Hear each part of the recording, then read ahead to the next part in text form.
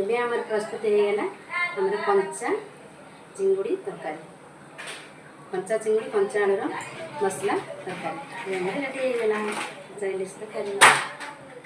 ଏବେ ଆମର ପ୍ରସ୍ତୁତ ହେବ କଞ୍ଚା ଚିଙ୍ଗୁଡ଼ି, କଞ୍ଚା ପିଆଜ, କଞ୍ଚା ଆଳୁ ଏସବୁ ପଡ଼ିକି ଆଉ କିଛି ମସଲା।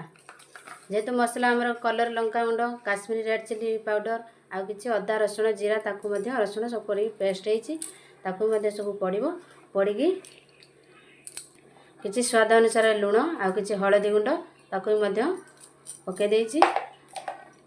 କିଛି ମସଲା ଆଉ କିଛି କଲର୍ ଗୁଣ୍ଡ ଆଉ କିଛି ରେଡ୍ ଚିଲି ପାଉଡ଼ର ସବୁ ମଧ୍ୟ ତା ଦେହରେ ମିଶି ଯାଇଥିଲା, ତାକୁ ମଧ୍ୟ ସବୁ ପକାଇକି ତାକୁ ଏବେ ଏପଟ ସେପଟ କରି ତାକୁ ଟିକେ ମିଶାଇ ଦେଇକି ତାପରେ ପଡ଼ିବ ସୋରିଷ ତେଲ। ଯେହେତୁ ଏଇଟା କଞ୍ଚା ମାଛ, ସୋରିଷ ତେଲ ହିଁ ମାନେ ଟେଷ୍ଟ ଭଲ ହେବ, ସେଥିପାଇଁ ସୋରିଷ ତେଲ କିଛି ପଡ଼ିବ। ଯଦି କଞ୍ଚା ବସିବ ଅଧିକ ଟିକେ ତେଲ ମଧ୍ୟ ପଡ଼ିବ।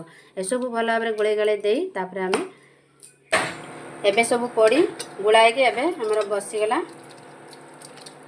ସାଙ୍ଗେ ଅଧଘଣ୍ଟା। ଯେହେତୁ କଞ୍ଚା ମାଛ ଏଇଟା ଅଧଘଣ୍ଟା ପାଇଁ ବସିବ, ଅଧଘଣ୍ଟା ପରେ ଆମର ହେଇଯିବ।